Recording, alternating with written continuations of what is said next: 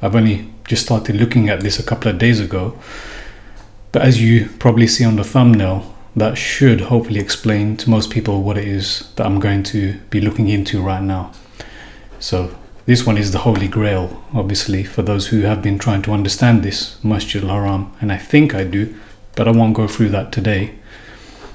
But Masjid al-Aqsa, once I started posting some things on Telegram and double checking myself and verifying and looking further into Masjid al-Aqsa, what it really is according to the Qur'an, I couldn't help myself. So Al-Aqsa, the burning bush, age of development. So who was taken to Al-Aqsa? Why was he taken away from home?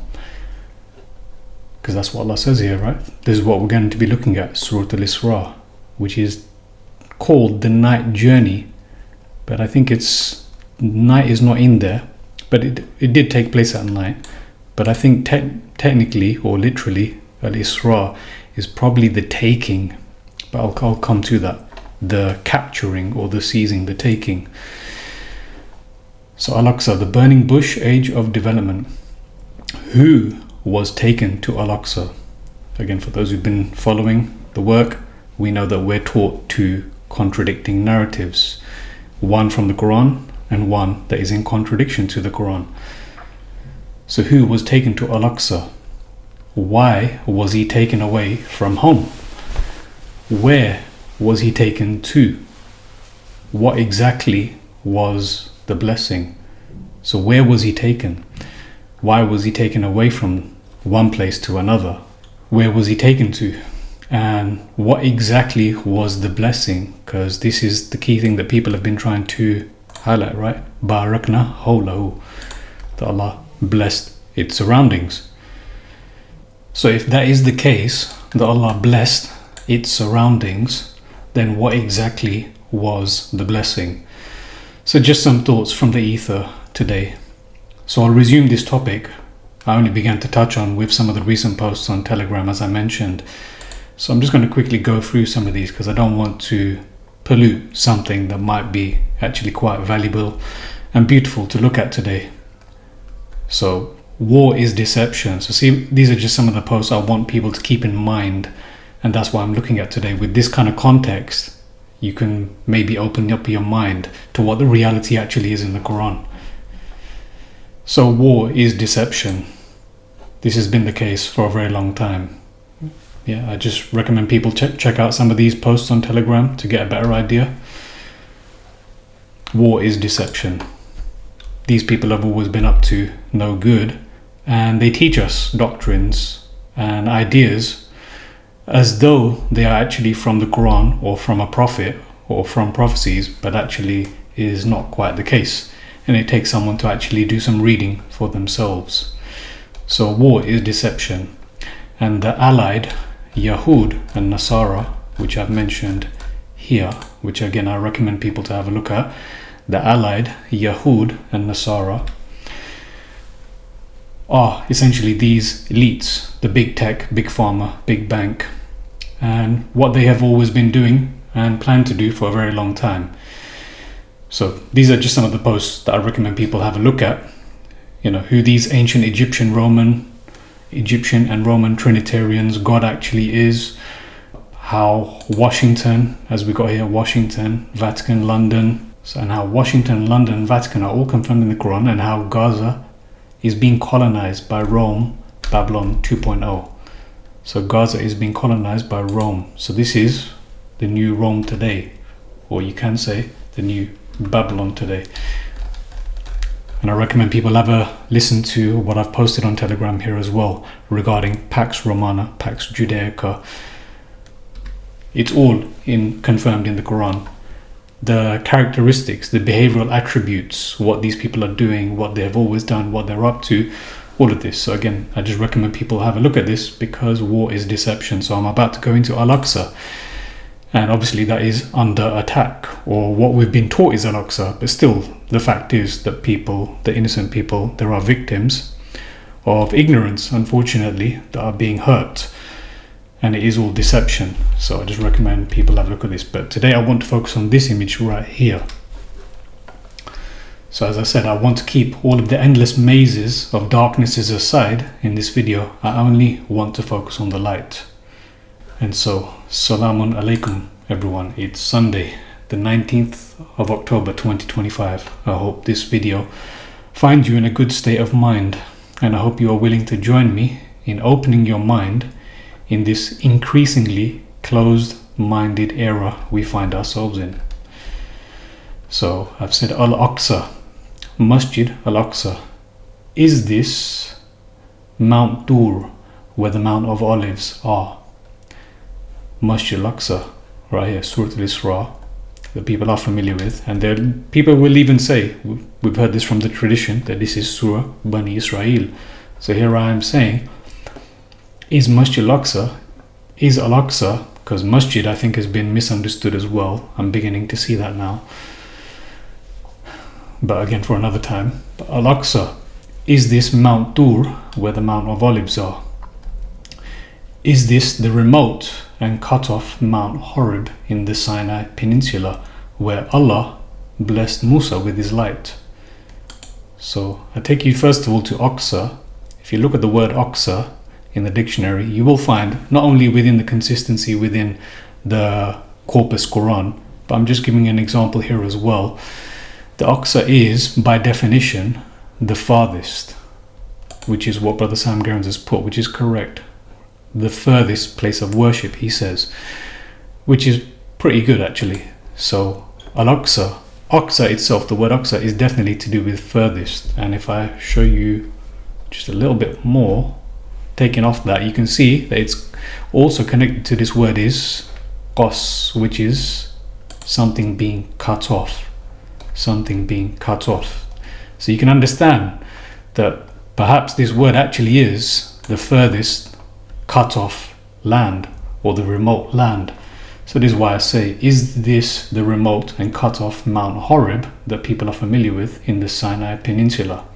So I will be coming to these words as well, the ṭūwr and the Sīyynīn. So is Masjid Al-Aqsa, this is what I'm saying, because I'm going to keep repeating some of this because it's going to be new to many people. Al-Aqsa, is this the remote and cut off Mount ṭūwr, essentially, where Allah blessed Musa with his light? So the victors write history and appear to indoctrinate us with names and labels they create before we can even think of what the Quran itself says. That's why I gave some of the background, that this earth, this world is full of deception, and it takes someone to think, and it takes someone to go beyond what the scholars, what the culture teaches us. So the victors write history and appear to indoctrinate us with names and labels they create before we can even think of what the Quran itself says. This is not easy to do, and we must humble ourselves to the point where we say, I know nothing. I know nothing. Now that I know nothing, please teach me. So this is what I practice, and this is what I have to present. You can be the judge, whether you agree with it or not, and hopefully you can do the same. I know nothing. Please teach me, Ya Allah. I know nothing. Please give us some of your light, the guidance, the truth in the world. So materialism versus spiritual development.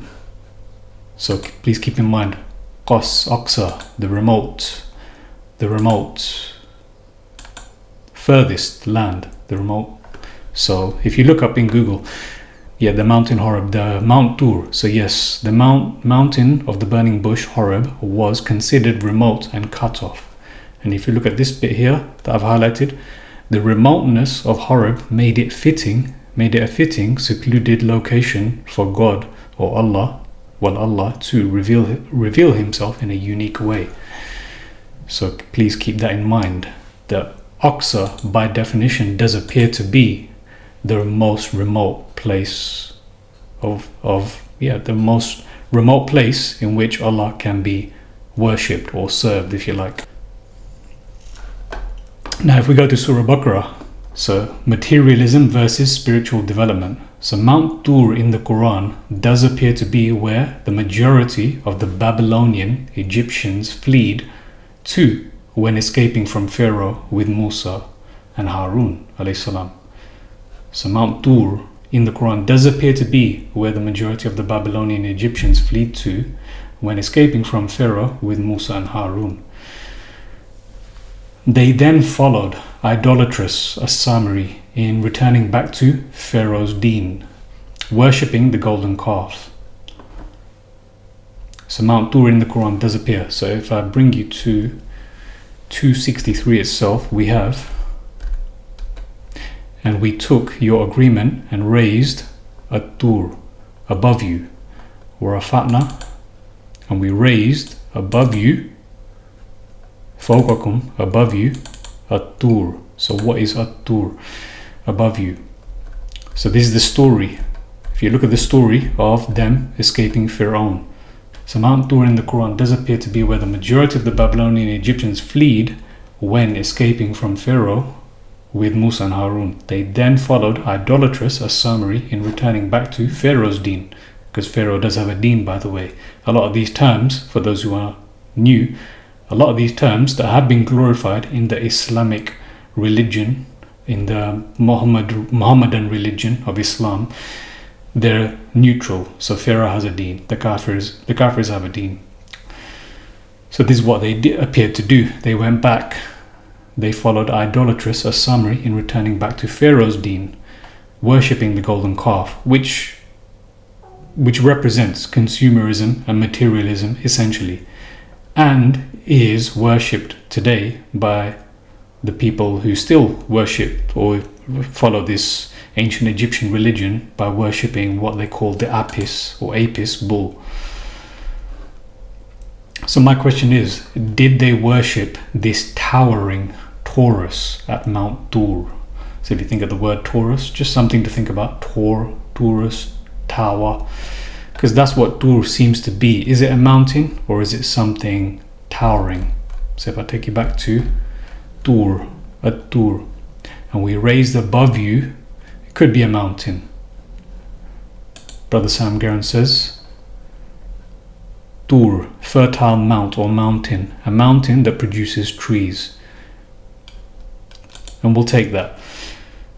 So did they worship this towering Taurus at Mount ṭūwr itself, at Mount ṭūwr? The lightning bolt that killed them and gave them, by the way, their second life. So if I take you to 255, and when you said, "O Moses, we will not believe thee until we see Allah openly, and the thunderbolt took you and you were looking on. Then we raised you up after your death, that you might be grateful." So now, for those who have asked in the past that question regarding the second death, when we go to Surah number 40, people who have asked, what does this refer to? It seems like I have found my answer now. When Allah says, our Lord, when they will say on Judgment Day, our Lord, twice hast thou given us death, and twice hast thou given us life, and we have confessed our transgressions. Is there any way out, basically? So there is this verse that people have asked about, the two lives and the two deaths. It seems like I have my answer, and it seems to be from here, that when a thunderbolt took them, and then Allah says that we raised you up after your death that you might be grateful. So did they worship the golden calf instead of holding fast to the mountainous or towering stage of spiritual development? So if you look at this word ṭūwr, it is to do with stages and phases, which I'm going to come to. So ṭūwr. So if you look at this word ṭūwr, phase, stage. So what is it exactly that was raised above them? I'm not denying the mountain, but maybe it's got a deeper meaning to what this mountain actually was, why it's called a ṭūwr. And it does seem to go with the idea that they were escaping tyranny, oppression, injustices, darknesses, and coming to the light by going to this mountain that Allah directed them to, that is ultimately for their next stage or next phase, if you like. As you can see here, phase and stage are the strongest. Phase and stage. So ṭūwr seems to be something to do with phases and stages. And this is known even in the corpus. So if you look in the corpus, we've got stages here, that we were created in stages or phases. So it's agreed that this word ṭūwr, this mount that is apparently Mount ṭūwr of Mount Sinai, as it says here, is something to do with stages and phases. And it does seem to be that it's about the stages and phases of our spiritual development, coming out of darknesses into light, essentially. So did they worship the golden calf instead of holding fast to the mountainous or towering stage of development? That's why I said that. Did they go back to worshipping consumerism and materialism instead of holding fast to Allah's guidance of keeping things pure, keeping the earth pure, keeping ourselves pure, and living in purer environments that are not corrupted as we see today? So did they worship the golden calf instead of holding fast to the mountainous or towering stage of spiritual development? 263.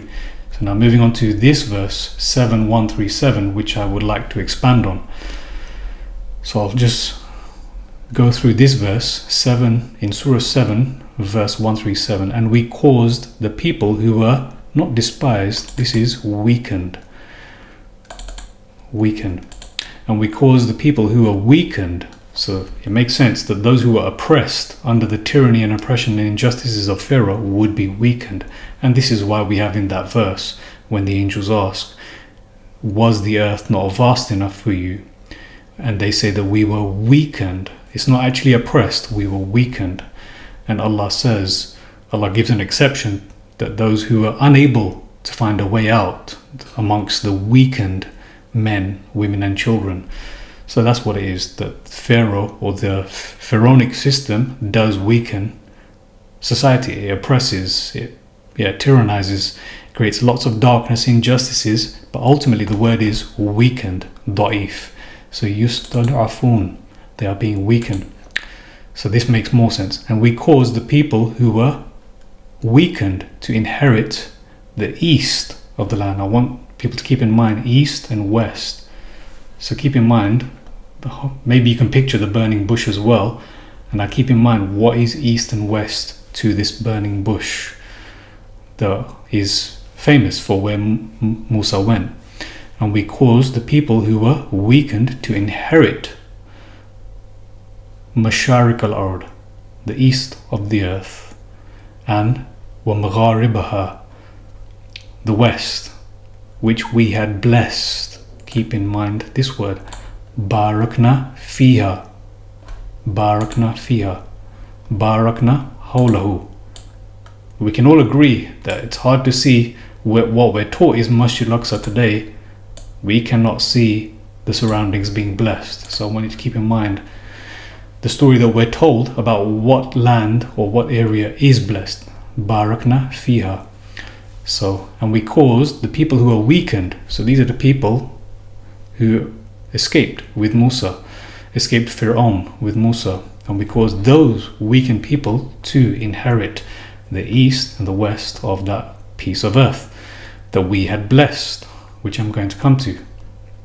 And most fair word of thy Lord was fulfilled to the children of Israel, to Bani Israel. Not what we're taught is Bani Israel. Just keep that in mind. Throw everything out that you've been taught, bloodlines and nationalities.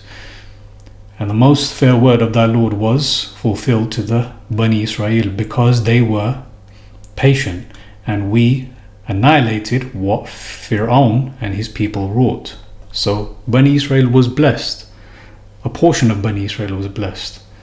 A portion of Bani Israel went back and worshipped the golden calf. So again, it's neutral. Bani Israel is not a saved group or a punished or an evil group.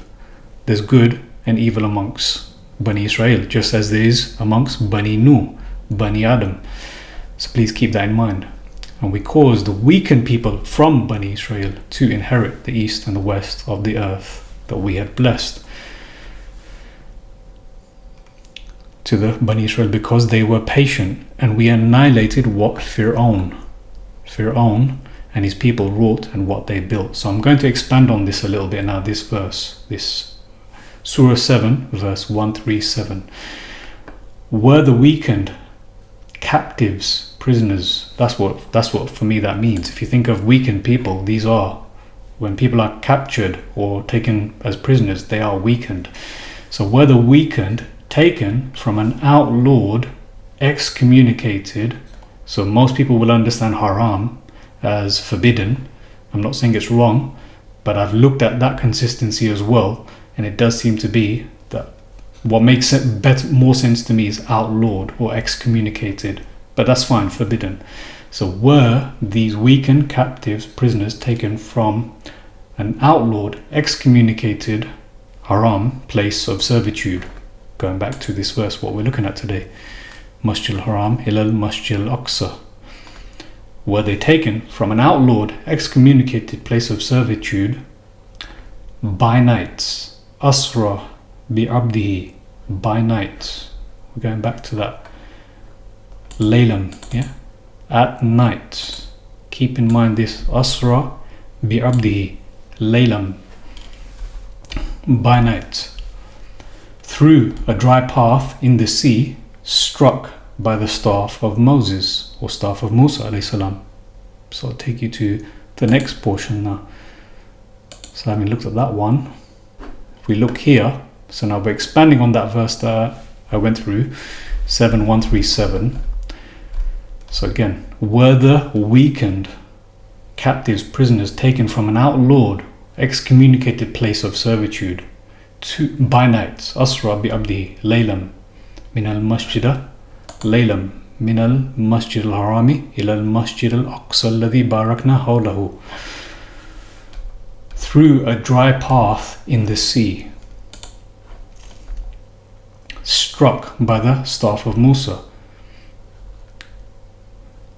And we instructed to Musa, travel thou by, well, the night is missing here, but we know why translators have used this, because they know that this is what happened elsewhere.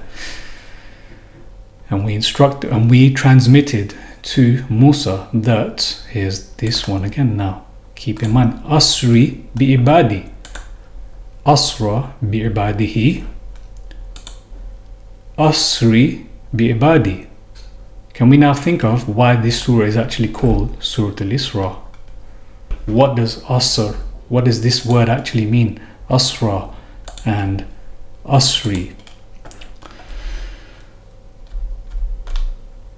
So were these, so Asr, so if you look at this word, it's all to do with capture, seize. That's why they say, took thy servant. Typically, translators will say, glory be to him who took his servant by night. That's what a lot of people would say, and took is actually quite good, but literally it's something to do with capturing, seizing, as you can see here, prisoners, captive. It's something to do with capturing, seizing. So if you keep that in mind, take makes a lot more sense. So were these captives taken from an outlawed, excommunicated place of servitude by night, Asra bi abdi, through a dry path in the sea, struck by the staff of Musa.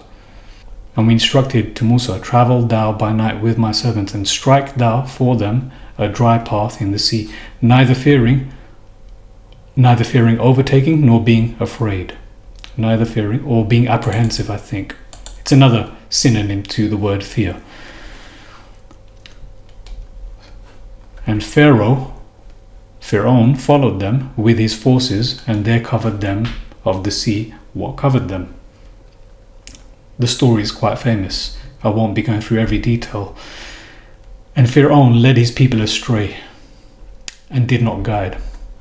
O Bani Israel, we delivered you from your enemy, and we made an appointment with you on the right side of ṭūwr, on the right side janib, al-ayman, the right hand side of ṭūwr, and we made an appointment with you on the right side of ṭūwr, and we sent down upon you manna and quails. So this took place through, again, was this journey were these captives, prisoners, taken from an outlawed, excommunicated place of servitude by night, Asra bi abdi, through a dry path in the sea, struck by the staff of Musa, Asri bi ibadi. So one is that Allah took his servant, and the other one, just the slight variation, is that he was commanded to take the remainder of his servants. So that's the slight variation. Asra bi abdihi and Asri bi ibadi. Travel thou by night with my servants. So this is now command to Musa. This one is Allah saying that he took his servant. That's the variation. And this one is saying that he transmitted to Musa, take my servants, the remainder of them, essentially. So that's the slight variation. So where did they travel to? Al-Aqsa, the furthest remote place of servitude. Al-Masjid al-Aqsa alladhi barakna hawlahu, which was blessed. Burika man fin nari wa man hawlaha. Let me take you to that one. So that's what everyone asks, right? Is what we see today blessed? Barakna hawlahu. Well, the Quran does explain itself. 27:8, which was blessed. Burika man fin nari wa man hawlaha. Then when he came to it, he was called, blessed is he who is in the fire. Burika man fin nar. Would we not feel blessed to have the presence of Allah? Would we not feel that if we're in a land where Allah had come closer or done something significantly more than the average person experiences, would we not feel that this land is blessed or this area is blessed? But here is one sign. Again, just going back to, what is this place? Masjid al-Aqsa, barakna hawlahu. Then when he came to it, he was called, blessed is he who is in the fire and who is round about it. Waman hawlaha. Do you remember that? Waman hawlaha. Barakna hawlaha. So not just blessed now, but whoever is around it. Burika man fin nari waman hawlaha. By the, and then the next verse I want to take you to is a larger one. Again, this is a slight variation. And we call to him from the right side of the mountain. Janib at-ṭūwr al-aymani. And we brought him close. We brought him close. We brought him safely near. So this fire that is famous in other scriptures, which we cannot trust, we can understand what is being said here. That Musa a.s. was brought close, safely close to this fire that he perceived elsewhere. But now to this longer one, this longer passage here in Surah 28 from 29 to 30. Then when Musa had completed the term and was traveling with his family, he perceived from the side of the mountain. So he had this perception. This is something to do with sensation. So he perceived from the side of the mountain a fire. So here is this fire. It seems to be, as you can already tell where I'm heading, Al-Aqsa seems to be, from the Quran alone, it seems to be where this fire was, where this took place, Mount ṭūwr. So he said to his family, wait here, I have perceived a fire, I might bring you news from it, or a firebrand from the fire, that you might warm yourselves. Then, when he came to it, he was called from the right side of the valley, at the blessed side from the tree. O Musa, I am Allah. Ya Musa, inni ana Allah, Rabbul Alameen. In case anyone says anything about who is Allah, what is his name, here we have it right here again. Rabbul Alameen. An Allah. That's Allah's name. Not anything else. Not I am, that I am, or anything that we see in these other scriptures or Hollywood narratives, or Yahweh, or I am. This is it. An Allah Rabbul Alameen. Ya Musa, inni an Allahu Rabbul Alameen. I am Allah, the Lord of all the realms of existence. That's what is being said here. So this is significant, what we have in the Quran, this communication between Musa alayhi salam and Allah. And of course, we would imagine, or we would assume, or we would conclude that this area, this land, is most definitely the most blessed land on the face of this earth, just by this alone. So again, keeping that in mind, Barakna hawlahu. So this area seems to be what was blessed by the blessed spot. So these are the actual words, the blessed spot in the Arabic, the blessed spot that Allah spoke to Musa. Where is it? The spot. At the blessed site. Al-Mubarakati, ya al-Buqati. Yeah, the spot. The blessing spot. So the blessed spot that Allah spoke to. So here's another word, Mubarak. Spoke to Musa by the fiery tree that he sensed at the right side of the beach's valley. I just want to drop that in as well, that the word valley seems to be here as well. So wad is valley, but this seems to be. So then when he came to it, he was called from the right beach side of the valley, something like this. But staying on point about what was the blessing. Yeah, Barakna hawlahu. So where there was a fig and olive tree at the mountain of mankind's spiritual development for the ages to come. ṭūwr Sīyynīn. So let me take you to that surah now. So وَالتِّينِ وَالزَّيْتُونِ. Surah number 95. وَالتِّينِ وَالزَّيْتُونِ. Then comes ṭūwr Sīyynīn. Now we're taught that this is Mount Ṭūwr, and we're taught that this is Sinai, Mount Sinai. Again, I'm not going to deny any of this, but I'm just going to highlight what it is that I have found. So where this seems to be, again, hopefully we've concluded that this is a blessed site that had Allah's presence, and whoever was there and whoever is there around that area, that is Barakna hawlahu. ṭūwr Sīyynīn, by the fig and the olive. So it seems like that this is a further description of that burning bush or tree. I think it's tree. There is no bush being mentioned in the Quran, it's a tree. Where there was a fig and olive tree at the mountain of mankind's spiritual development. Why do I say this? Because if I now take you to... So what ṭūwr, I said phases, stages, if you remember. Yeah, ṭūwr. But Sīyynīn is, if you think of the word age. So I'm going to come to this, so bear with me. Sunnah, Sīyynīn, years, ages. So keep that in mind. By the fig and the olive. I think we can agree this is about a tree. And we can agree that there was something burning, a tree, a fiery tree burning at Mount Sinai. What we're taught is Mount Sinai, wherever this was. But this was clearly وَهَذَا الْبَلَدِ الْأَمِينَ, that this was a safe country. That's what balad is, country or land, however you want to take that, but it's a trustworthy land.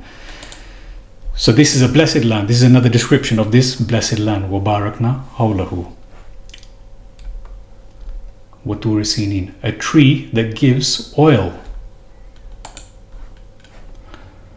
Bidduhn, a tree that gives oil. 2320, a tree that gives, here it is, bidduhn, with oil. So, and a tree that comes forth from ṭūwr, the phases, stages, or Sina, and a tree that comes forth from ṭūwr Sīyynīn, yielding oil and something else, some kind of condiment seasoned for the eaters. So this tree is providing something. This is clearly some kind of oil.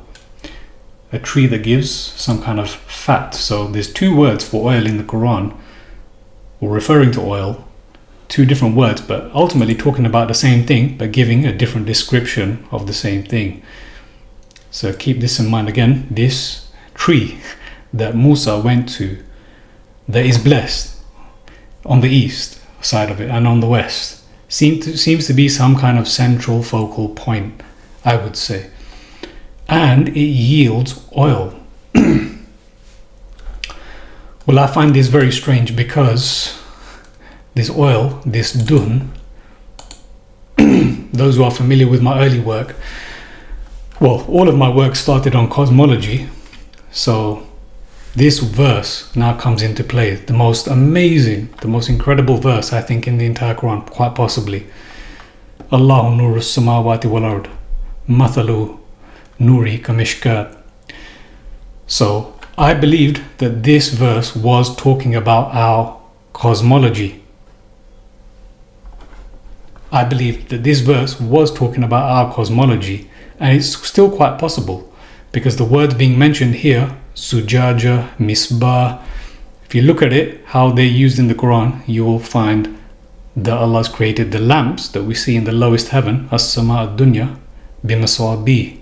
So I won't go into that right now, but I did believe I had a different opinion to the tradition which talks about spirituality, which I believe is still the case, but I'm focused on what I see beyond the cosmology, which I previously presented about this verse. So taking you back to the Bidduhn. So hopefully so far you're with me. This Al-Aqsa, the surrounded blessings, or the blessings surrounding that place. This burning bush, which actually is a fiery tree in the Quran, that Musa alayhi salam was blessed to have close communication with Allah at Mount Sinai. This fig and olive tree, keeping that in mind, that gives this tree that gives some kind of oil. This is very interesting because we have an oil in this as well. This is Allah's light. So Allah is light of the heavens and the earth. The likeness of his light is like a niche wherein is a lamp. The lamp in a glass. The glass as though it were a shining star, lit from a blessed tree. Lit from a blessed tree. I can't help but think that this blessed tree, Mubarak, here it is again. Barakna hawlahu. Zaytun, olive. Back to the olive. Yeah, Zaytun was Zaytun. This olive tree. Neither of the east nor the west. I do think this is cosmological in nature as well. I think it's profound. I think it's spiritual. It's got spiritual implications. It's got cosmological implications.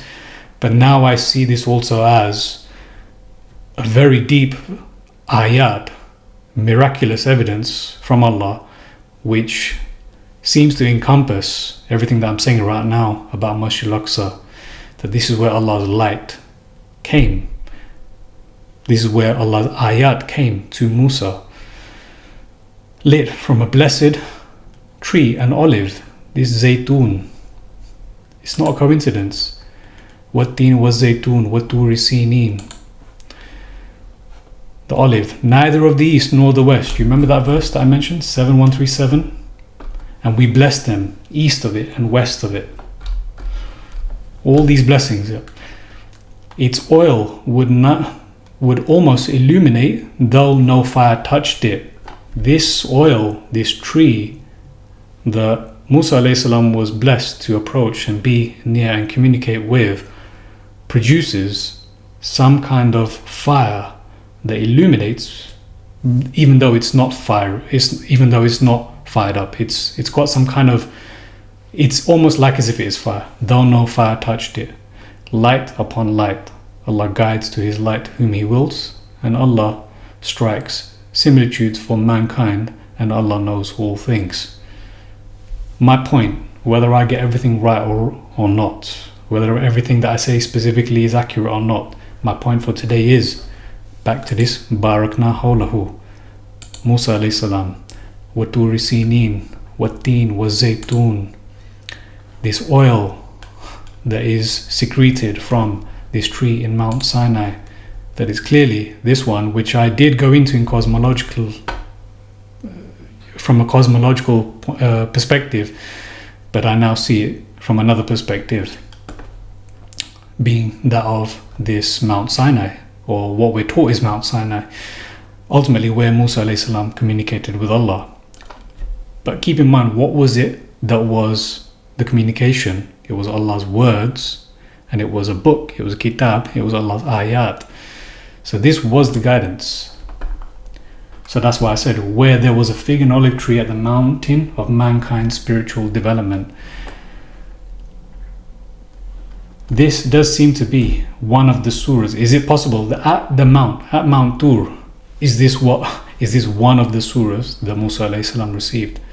وَكِتَابٍ مَسْطُورٍ وَالطُّورِ وَكِتَابٍ مَسْطُورٍ. Again, I'm not going to go through this. This would be beautiful to go through separately. But is this possible? Is this what was revealed? Allah's ayat. Is this part of the communication that took place there? Allah knows best. And we sent Moses with our ayat. Bring thou thy people forth out of darknesses into light. And we sent Musa with our ayat. With our ayat. These are miraculous evidences which appear both to our eyes within the heavens and the earth, as well as in the kitab, the words of Allah. So bring thou thy people forth out of darknesses. So dhulumat is plural, as Brother Sam Gerrans has put in here in his explanation, darknesses. So why would it be plural, darknesses, and why would it be singular, light? Because yes, there is only one light. And what is that light? It is the light of Allah. And I just went through that tree, Allah's light.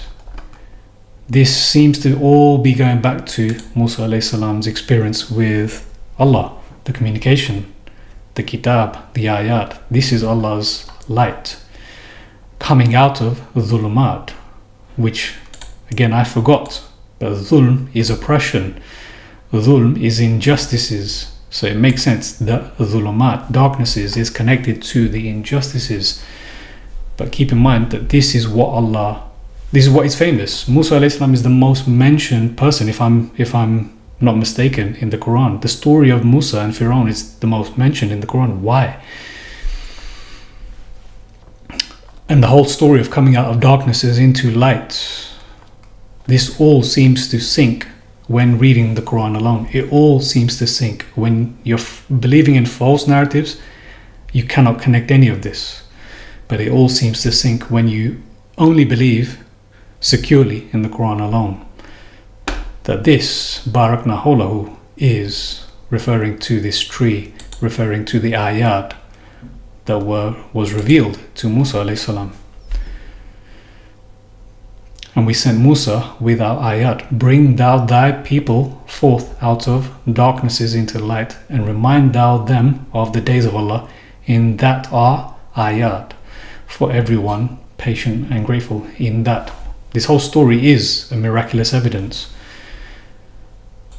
So was there a fig and olive tree at the mountain of mankind's spiritual development for the ages to come?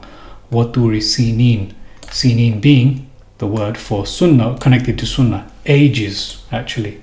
So it's actually ages, just like how we say years. So a tree that gives oil, bidduhn, perhaps olive oil, zaytuha. That's what we had. So we had two different oils being mentioned, duhn and zaytuha. Well, zaytuna, sorry. Zaytuna and zaytuha.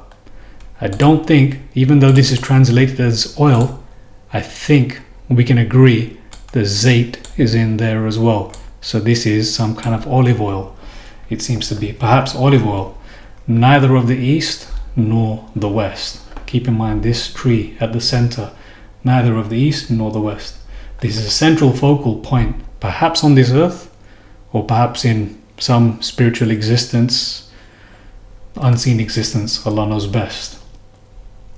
Is it at the very center of this earth? Allah knows best, because we've been lied to about the center of the earth as well. But I'm not going to go there. Allah knows best. I can go deeper into Masjid al-Haram, and especially the Masjid of Taqwa, which is the Masjid of vigilance or conservativeness, the Masjid of ultimately what we're called to be in the Quran. People of taqwa, people of concern, awareness, vigilance, cautiousness, conservativeness. So I can go deeper into Masjid al-Haram, and especially the Masjid of Taqwa versus the Masjid of Harm, Masjid Dirar, for those who are familiar. But I think that's enough to ponder over for now.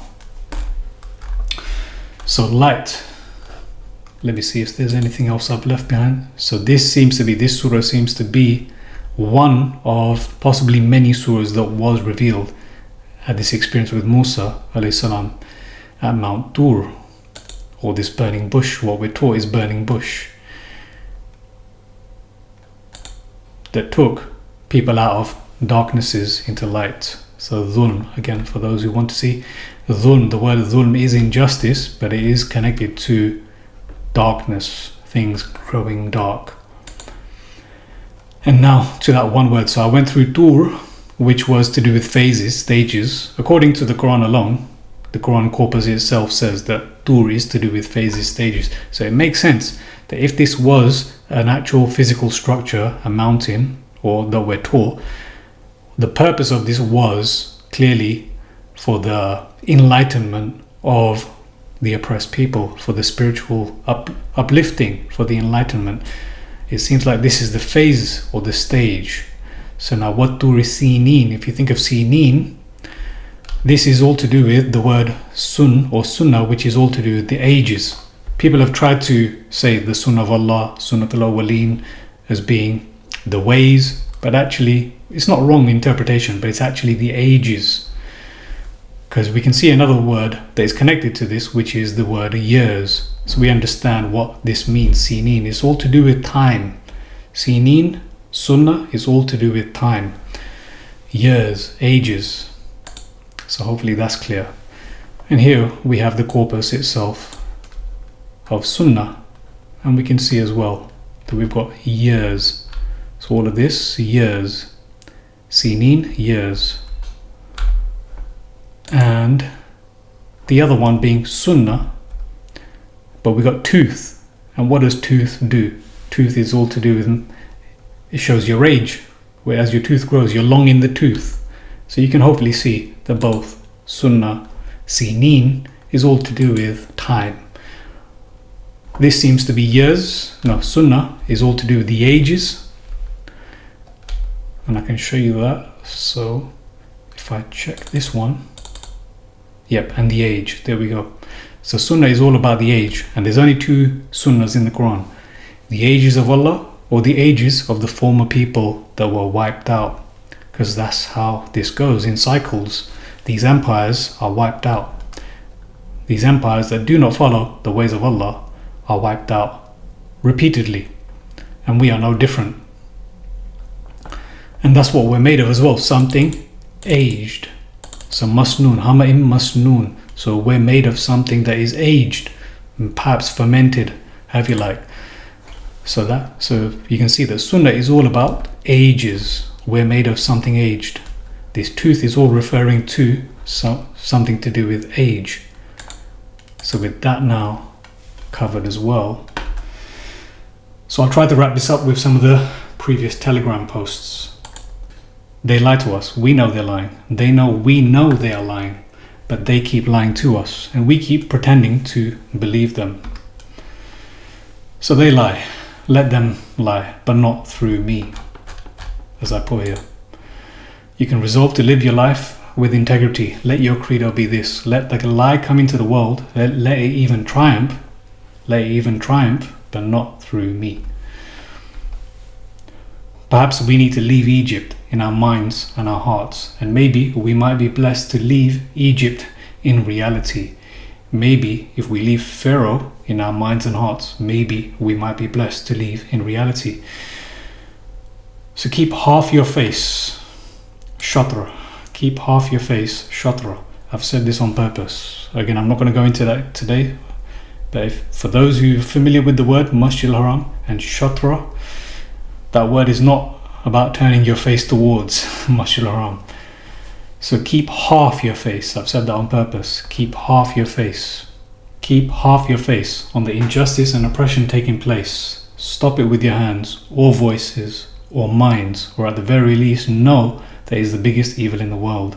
What is taking place, regardless of who is misguided, who is duped, who is tricked, who is fooled, it's still injustice, and we are supposed to speak out, even if it is against our own brothers, even if it is against our own blood.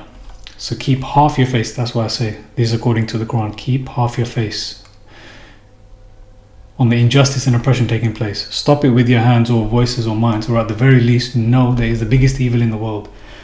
Turning away from the reality is likened to turning away from the path of Allah, Sabilillah, and Kufr. I'm quoting Quran verses because as believers we're supposed to be all about truth and justice. We do have to split our attention, shatra. That's why I've said this. That's what that is. Keep half your face, shatra. We do have to split our attention, shatra. We do have to keep one eye on the enemy. But war is deception, and the deception goes very deep. Too deep for most minds, too deep for even my mind. I'm surprised I'm even speaking as clearly as I am. And so I hope I have shed some of Allah's light in the darknesses of ad-dunya. So back to this, stages of enlightenment. That's why I've said this. ṭūwr, whether it is a physical mountain or not. It's clear that if we go back to Surah 52, literally in Arabic, it is the stage or phase of our development. This is according to the Quran corpus. That's what ṭūwr is. So was Surah 52 at ṭūwr exactly what was revealed to Musa at Mount Sinai? Surah 95. What ṭūwr Sīyynīn? Or was this tree of knowledge revealed for the ṭūwr Sīyynīn, for the developmental ages? So hopefully you got this now. ṭūwr is about phase, stage, ultimately of our development. Sīyynīn is all about ages. So was this tree of knowledge revealed for the developmental ages of mankind to follow? Because that's what we have in the Quran. The Quran is the true psychohistory. It is accurately recorded the patterns of the past, the patterns of today, and what will be the patterns of the future. It doesn't account for individuals, but it leaves us. That's our choice to make. Where do we stand in this design that Allah has designed, this which sometimes seems bizarre and crazy and dark, but this is ultimately a dunya. This is the design. The only question we have is, where do we stand in all of this? So I'll say that again. Or at-ṭūwr, literally in Arabic, the stage of development. Was Surah 52 at-ṭūwr exactly what was revealed to Musa at Mount Sinai? Or was this tree of knowledge revealed for ṭūwr Sīyynīn, for the developmental ages of mankind to follow? Back to Al-Aqsa, the remote wilderness of Allah's light, because it does seem that that's the only place where true light comes, not in these pharaonic homes and cities of oppression. I'm not denying any exceptions, but generally speaking, at the very least, the remote wilderness of Allah's light. So if light is singular and darkness is plural, al-dhulumati ila nur, what is that light? Let me take you to 14. Is the path of Allah crooked with many ways? If we look at 14.3, Surah 14 number 3, talks about those who prefer the life of this world to the hereafter and turn away from the path of Allah and would make it crooked. Iwaja, would make it crooked. Because the world today wants to teach us there's many things. Truth is relative. Your truth, my truth, and everything's true and nothing's really true. So is there one path? Because those who prefer the life of this world to the hereafter and turn away from the path of Allah would make it crooked. By making it crooked, you're now sending people to other paths, not Sirat al-Mustaqim. So is the path of Allah crooked with many ways? Is truth relative? Is the book, Kitab, because that's what we have at the very beginning, Dhulumat, taking people out of darknesses into lights. So what do we have? It's the Kitab, right? So is the book and the guidance from Allah not the ayat? That's what we have mentioned. The miraculous evidence is to save us from the house of Pharaoh. Going back to everything I've been talking about, from darknesses into light, from Masjid al-Haram to Masjid al-Aqsa. Is this book and the guidance from Allah not the ayat, miraculous evidences to save us from the house of Pharaoh, to take us out of darknesses, dhulm, injustice, into light? And we sent Musa without ayat, and we sent Musa without ayat. Bring thou thy people forth out of dhulumat ila nur, darknesses into the light. So what is that light? Is this not what is being described in Surah 17, Surah Al-Isra, this journey of Bani Israel, which we have mentioned in Musa? Is this not what is being described in Surah Al-Isra, in these first 5 verses? Everyone wants to focus on just this one verse and talk about what it is that they've been taught, what this one verse means, but no one wants to look at the first 5 verses. So is this not what is being described in Surah Al-Isra? Taking us out of darknesses, dhulm, injustice, into light, the light of Allah, just like the story of Musa and Fir'aun. Mankind, not a specific nationality. So if you look at this verse here, who were Bani Israel? They were in the boat with Nuh. They were from the seeds of those who were in the boat with Nuh. Offspring, literally. So automatically, again, the Quran confirms this isn't a specific nationality, religion, or political affiliation. This is mankind. The earth was reset then, and from those who were in the vessel with Nuh, in that extraordinary vessel with Nuh alayhi salam, whoever was in there, mankind was created from there, which includes Bani Israel, which is perhaps a name for mankind. Those who were a description, and just like Bani Adam, Bani Nuh, Bani Israel. Bani Israel seems to be those who were saved from Fir'aun, those who were taken as captives, those who were taken as prisoners by Fir'aun, and those who were saved. But amongst them are kafir, amongst them are mushrik, amongst the mankind that exists today who were saved from Fir'aun are those who were guided but turned their back on guidance. They've done kufr, they have done shirk, they've gone back to worshipping consumerism, materialism, the golden calf. They don't hold fast to the words of Allah. They don't hold fast to purity. They prefer corruption. This Quran is about psychological attributes more than it is about any bloodline, lineage, nationality, religion, or political affiliation.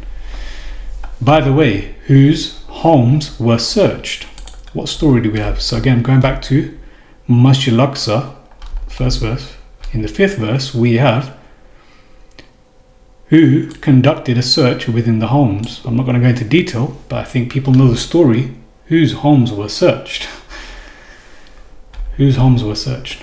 So who went back to worshipping the golden calf, consumerism, materialism, idolatry, before and after the Exodus. So if you look at verse, we decreed the Bani Israel in the book, you will work corruption in the land twice. Did they not worship the golden calf before being saved from Fir'aun and after? Again, just something to think about. Did they not worship the golden calf before and after the Exodus? Because that is the ultimate form of corruption. Everything else comes from that. The love of consumerism, materialism, riba, wars, everything. Riba, wars, what I showed. The Vatican, London, Washington, everything that you see, the corruption, it all comes from worshipping this golden calf. So they did this instead of holding fast to Allah and His book of guidance. Can we now see the signs that the real Masjid al-Aqsa is where Musa alayhi salam was, the servant captured by night, and taken to? So remind everyone now. So Allah took His servant by night, telling him to take the remainder of His servants, the prisoners, captives of Pharaoh, we have the first sign. So I'll wrap this up now. The first sign that Masjid Al-Aqsa appears to be where the burning bush was, or the burning tree, the fiery tree, Allah's presence. And that's what seems to be the case. The Barakna Hawlahu, that surrounding was blessed. So the first sign is this: Asra bi abdihi, Asri bi ibadi. The second sign is Al-Aqsa, literally meaning the furthest remote cut-off, implying the wilderness that Moses escaped to and communicated with Allah. That's the second sign, Aqsa. This is just the first verse. Your first sign being Asra bi abdi. Your second sign being Aqsa. The third sign being what I've just presented, Barakna Hawlahu.